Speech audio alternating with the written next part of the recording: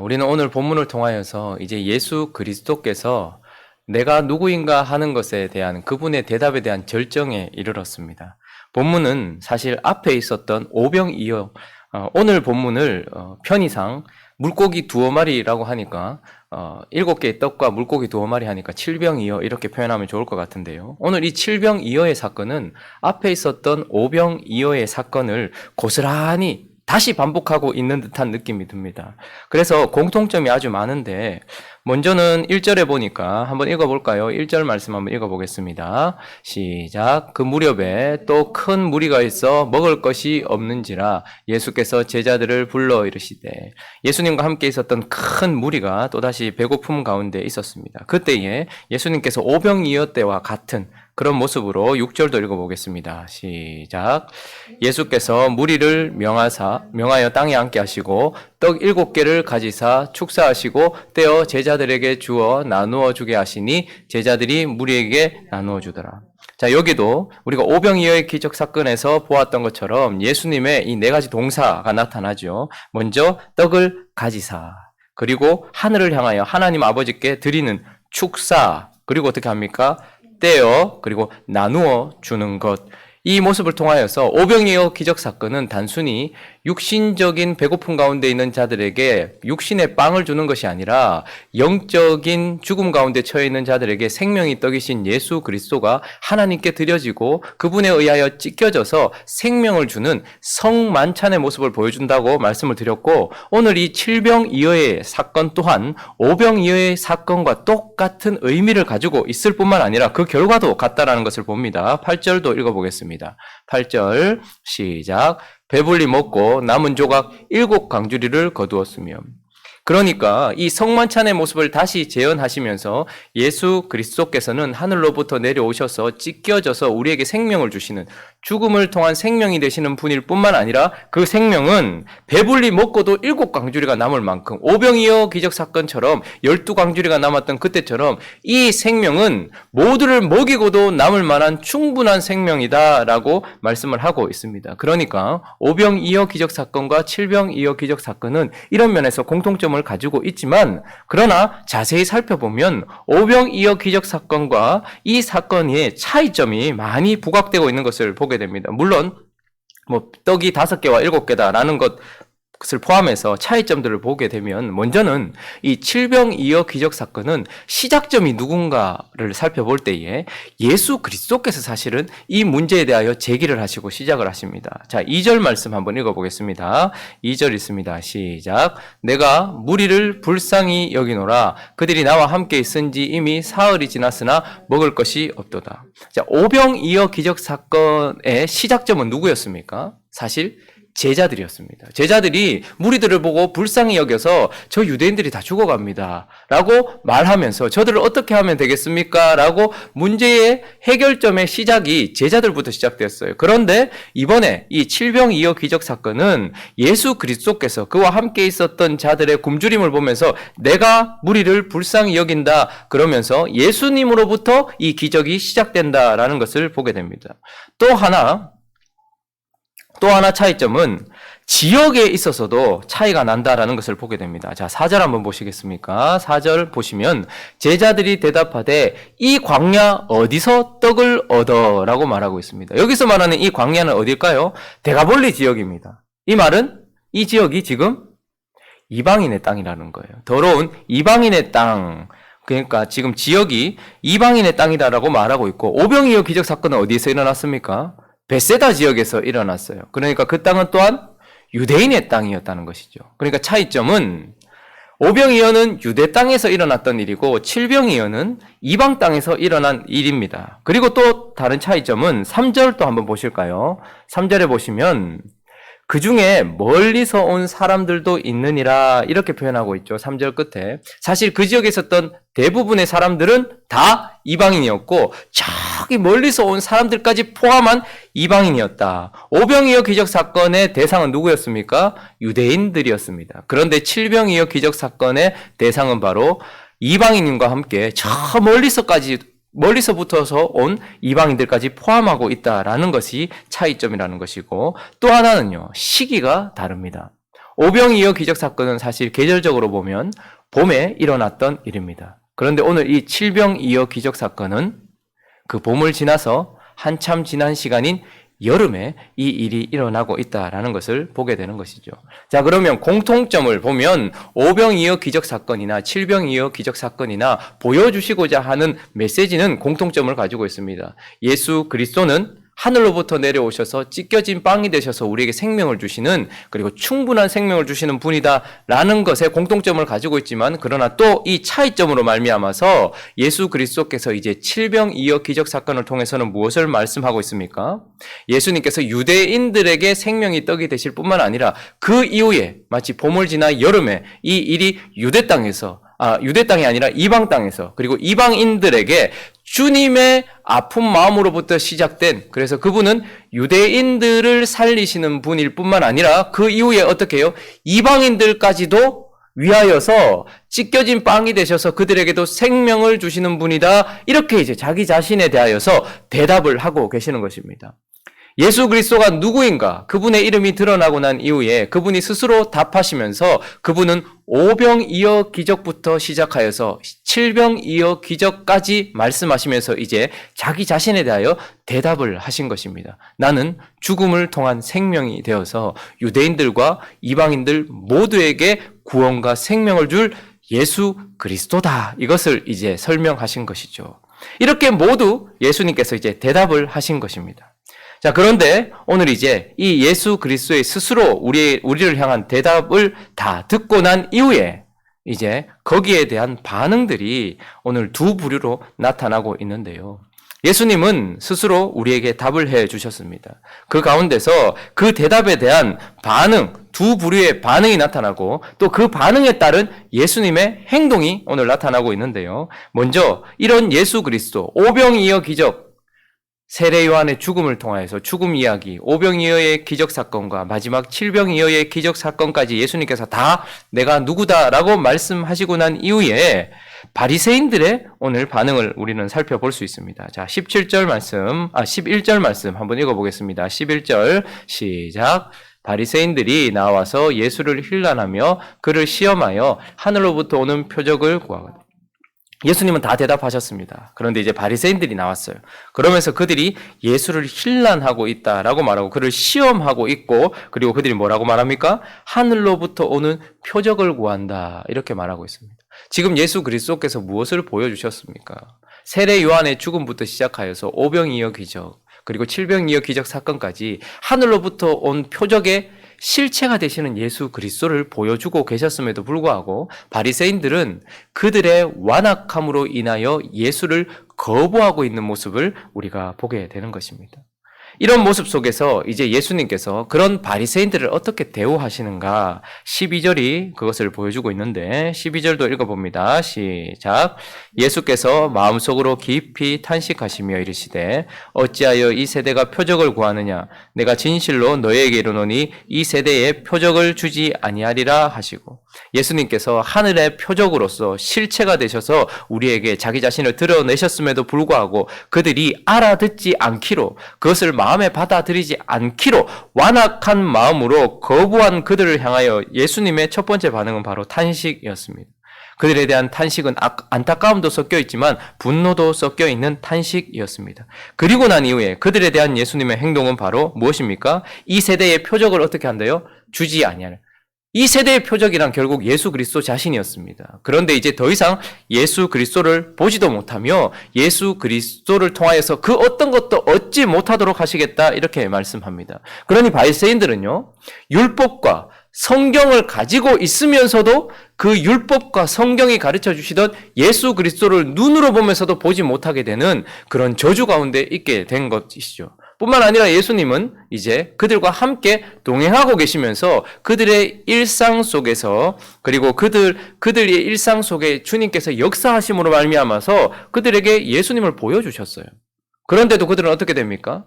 예수를 이제 보지 못하게 되는, 더 이상 표적을 보지 못하게 되는. 여러분, 우리가 눈으로 본다고 다 보는 것이 아닙니다. 완악함으로 거부했던 그들을 향하여서 주님은 너희가 성경을 들고서도 예수를 보지 못할 것이며 나와 같이 일상을 걸으면서도 예수를 보지 못할 것이다 라고 주님께서 저주를 하고 계시는 것입니다. 그리고 난 이후에 13절 이제 예수님의 반응입니다. 예수님의 반응은 13절 읽어봅니다. 시작. 그들을 떠나 다시 배에 올라 건너편으로 가시니라. 이제 그들을 떠나셨다라고 말씀하고 있는 것이죠. 그들의 완악함으로 말미암아 예수님을 거부한 자들에게 주님께서 하시는 행동은 탄식과 함께 그들에게 더 이상 표적을 주지 아니하심과 그들을 떠나심입니다. 그러니 그들은 성전 안에 있어도 예수를 알지 못하고 성경을 들고 있어도 예수를 보지 못하며 예수를 일상 속에서 경험함에도 불구하고 예수를 알지 못하게 되는 그런 엄청난 심판 가운데 놓여있게 되었다는 것을 보게 됩니다.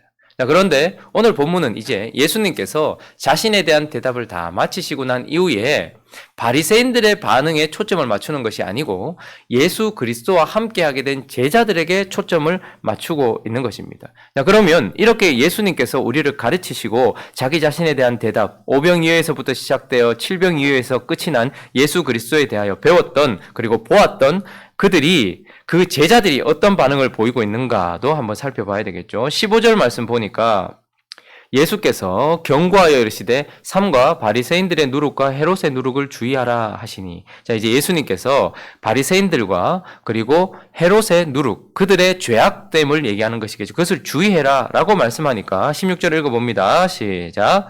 제자들이 서로 수군거리기를 이는 우리에게 떡이 없음이로다 하거늘. 자 이제 떡에 그들의 마음이 가게 되었고 그들의 지금 이야기에 초점이 갔어요. 근데 예수께서 아시고 이르시되 너희가 어찌 17절에 보니까 떡이 없음으로 수군거리느냐?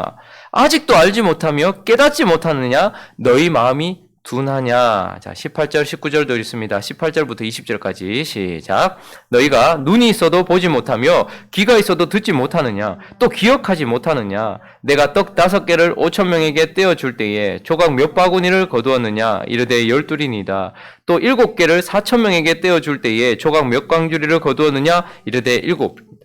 예수님께서 이제 그렇게 말씀하셨어요. 그러면서 그들에게 떡에 대한 이야기로 시작하셔서 그 오병이어와 칠병이어 기적 사건으로 갔었을 때에 예수님께서 너희들 내가 떡 5개로 몇 명 먹였고 몇 광줄이 남았냐? 정확하게 외적인 부분들은 기억하고 있고 내가 떡 7개로 몇 명을 먹였고 몇 광주가 남았느냐? 그걸 정확하게 기억하고 있는데 이 떡과 떡을 통하여서 예수께서 하셨던 말씀에 대해서는 전혀 알지 못하고 있는 예수님의 그 표적 그리고 예수님의 그 가르침에 대하여 전혀 깨닫지 못하고 있는, 그래서 21절에 보니까 이르시되 아직도 깨닫지 못하느냐 하시니라.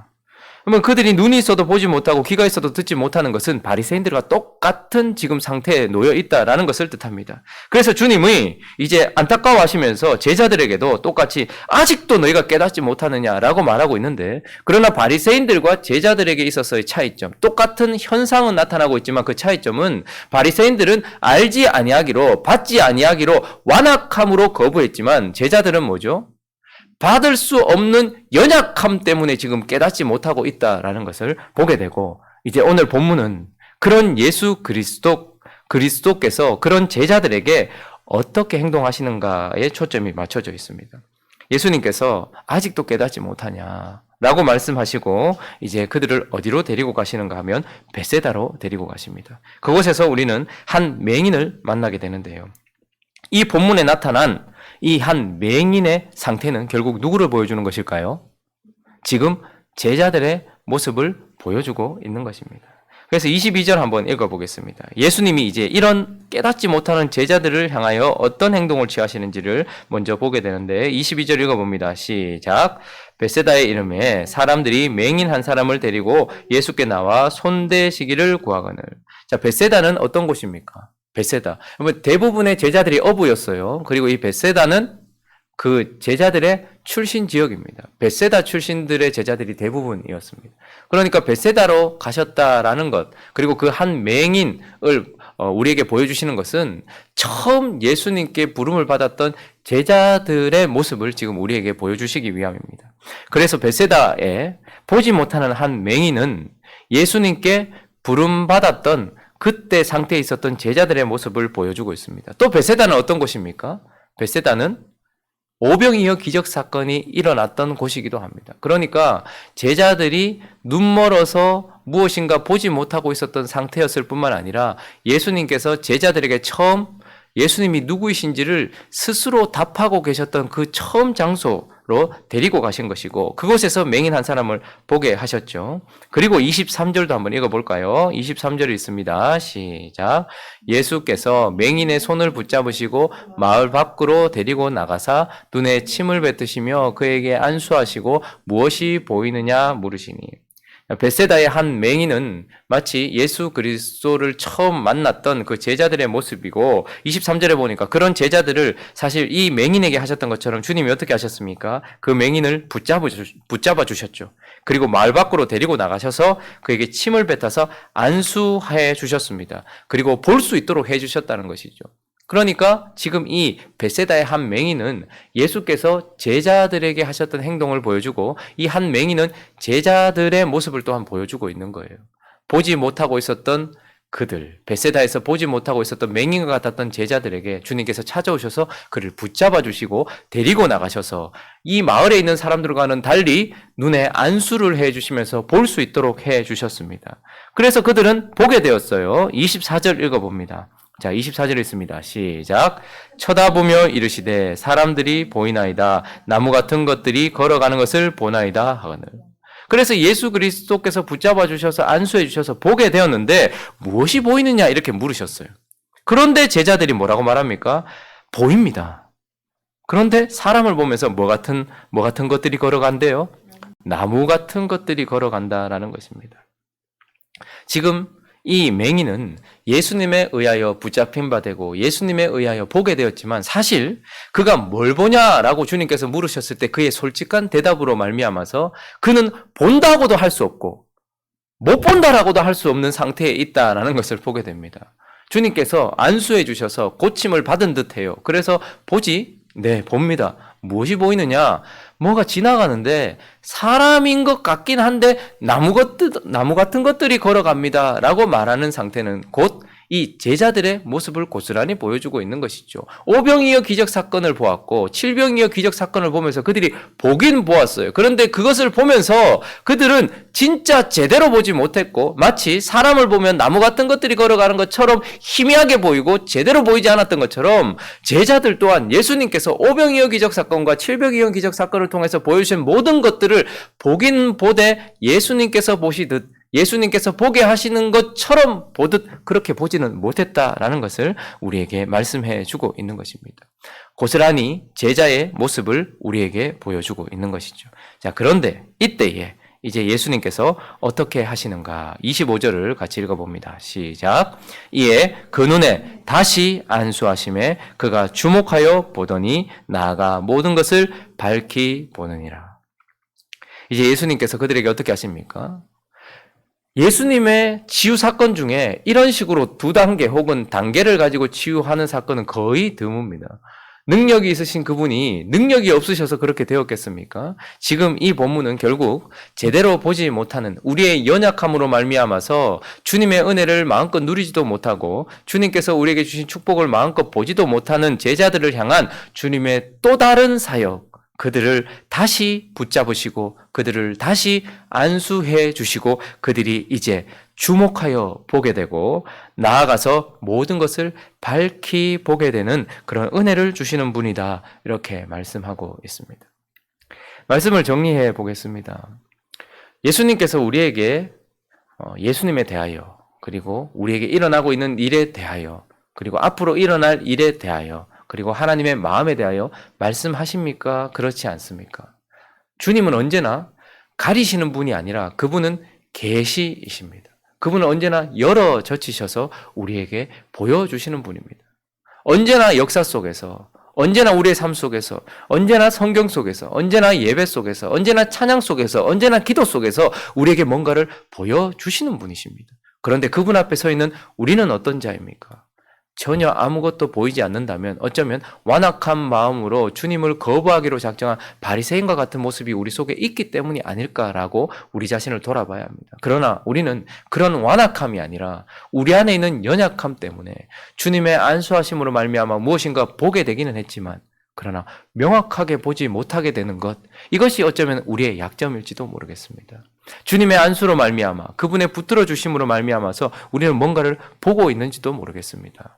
그분과 함께 하나도 빠짐없이 오병이의 기적도, 그리고 바다 위에서 유령처럼 걸어오셨지만 그러나 우리의 강구를 통하여서 배에 함께 올라 바람을 그치게 하셨던 그 주님, 그리고 이방 땅 그 더러운 곳에서 그들을 위하여서 또다시 기적을 베푸시는 칠병이어의 기적들, 이런 것들을 하나하나 다 보고 있는지도 모르겠습니다. 새벽에도 예배에 빠지지 않고 우리에게 주어진 경건의 시간에 기도하기도 하고 우리의 일상 속에서 늘 하나님께 주목하기도 하고 우리의 삶 속에서 일어나고 있는 주님과 동행하고 있는지도 모르겠어요. 성경을 1년에 몇 독씩 하고 있는지도 모르겠어요. 그러나 우리의 연약함이 지금 일어나고 있는 일에 대한 해석도, 그리고 내 삶에 일어나고 있는 일에 대한 어떤 해결도, 그 어떤 것도 보지 못하고 있다면 우리는 어쩌면 주님께 솔직하게 고백해야 될 시간인지도 모르겠습니다.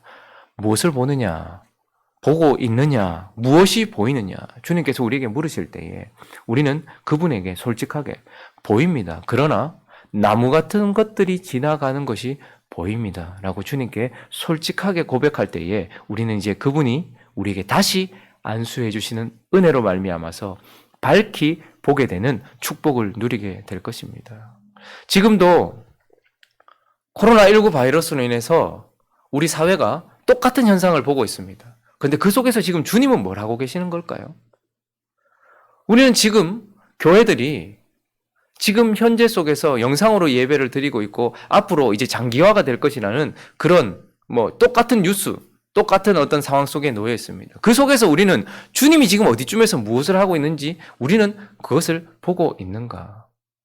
무엇 때문에 이런 일이 일어났으며 무엇을 위하여 이런 일을 하고 계시며 앞으로 우리에게 무엇을 하실 것이며 내게 무엇을 요구하시는가 보고 계십니까? 만약에 보고 계시다면 하나님께 감사하면서 그 길을 걸어가면 되지만, 그러나 주님이 무엇을 보느냐라고 물으실 때에 밝히 보지 못한다면 주님 잘 모르겠습니다라고 고백할 때에 주님께서 우리에게 다시 안수해 주심으로 말미암아 우리의 삶 속에서 그분의 역사, 그리고 우리의 삶 속에서 그분이 우리에게 주시고 있는 하나님의 뜻을 보게 될 것입니다. 그러면 오늘 이 아침에 우리가 주님의 다시 안수하심을 받고서 우리의 삶 속에서 역사하고 계시는 예수 그리스도, 그리고 우리에게 주시는 축복의 그 모든 것들을 밝히 보면서 주님과 함께 걸어가는 저와 여러분 되시기를 예수 그리스도의 이름으로 축원합니다.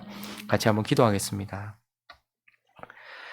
예수님이 요한의 죽음으로부터 시작해서 오병이어와 칠병이어 기적 사건까지 우리에게 스스로 대답해 주셨습니다. 그와 마찬가지로 지금도 주님은 우리에게 계속해서 말씀해 주고 계시겠죠.